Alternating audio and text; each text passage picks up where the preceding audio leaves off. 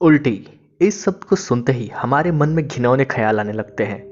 लेकिन क्या आपको पता है कि आप उल्टी को बेचकर करोड़पति बन सकते हैं?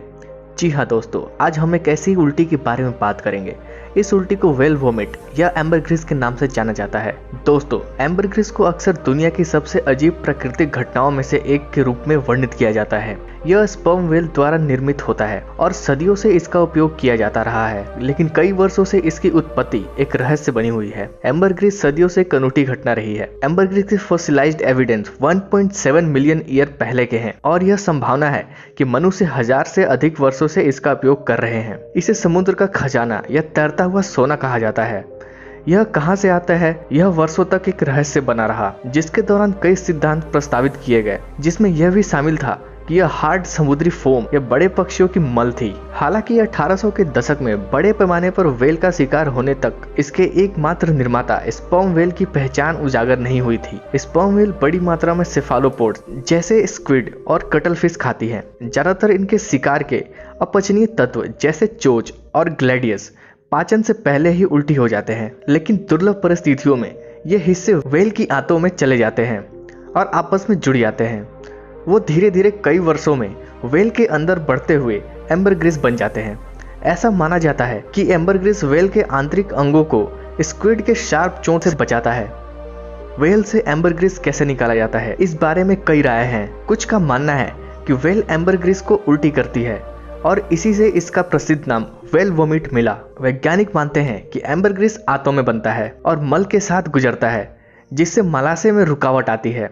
कुछ लोग सोचते हैं कि व्हेल एम्बरग्रिस को मल के साथ निकाल देती है, जबकि अन्य का मानना है कि बाधा इतनी बढ़ जाती है कि अंततः व्हेल के मलाशय को फाड़ देती है। स्पर्म व्हेल पूरी दुनिया में रहती है, जिसका अर्थ है कि एम्बरग्रिस किसी भी समुद्र में तैरते हुए या अधिकांश तट रेखाओं पर पाए जा सकते हैं।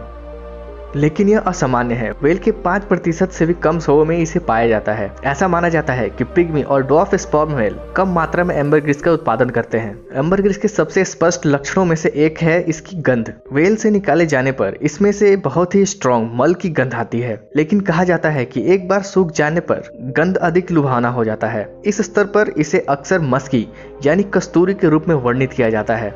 एम्ब्रीन एक गंधहीन एल्कोहल है जिसे एम्बरग्रिस से निकाला जाता है और परफ्यूम की गंध को लंबे समय तक बनाए रखने के लिए उपयोग किया जाता है। कई शताब्दियों से परफ्यूमर्स ने एम्बरग्रिस की गुणवत्ता को उसके रंग के अनुसार से कैटेगराइज किया है, जिसमें प्योर व्हाइट किस्मों से बने सबसे बेहतरीन परफ्यूम होते हैं। काला एम्बरग्रिस सबसे कम मूल्यवान होता है क्योंकि इसमें सबसे कम एम्ब्रीन होता है। एम्बरग्रिस ऑक्सीडेशन के कारण रंग बदलता है, जो लंबे समय तक समुद्र और हवा के संपर्क में रहने पर होता है। पहुंच और लागत के कारण अब सिंथेटिक एम्ब्रीन ने सबसे महंगे परफ्यूम्स को छोड़कर एम्बरग्रिस की जगह ले ली है। इसी वजह से एम्बरग्रिस की कीमत ब्लैक मार्केट में आज तकरीबन 1.5 करोड़ रुपए प्रति किलो है। जब व्हेलिंग बड़े पैमाने पर होती थी, तब एम्बरग्रिस और तेल जैसे अन्य मूल्यवान उत्पादों के लिए स्पर्म व्हेल का शिकार किया जाता था। एम्बरग्रिस के कलेक्शन और बिक्री को नियंत्रित करने वाले कानून दुनिया भर में भिन्न हैं। कुछ देशों में एम्बरग्रिस और अन्य सभी व्हेल प्रोडक्ट्स प्रतिबंधित है। यूके और यूरोप में व्हेल, डॉल्फिन और पोर्पोइसेस की सभी जीवित प्रजातियों को कानून द्वारा संरक्षित किया गया है। हालांकि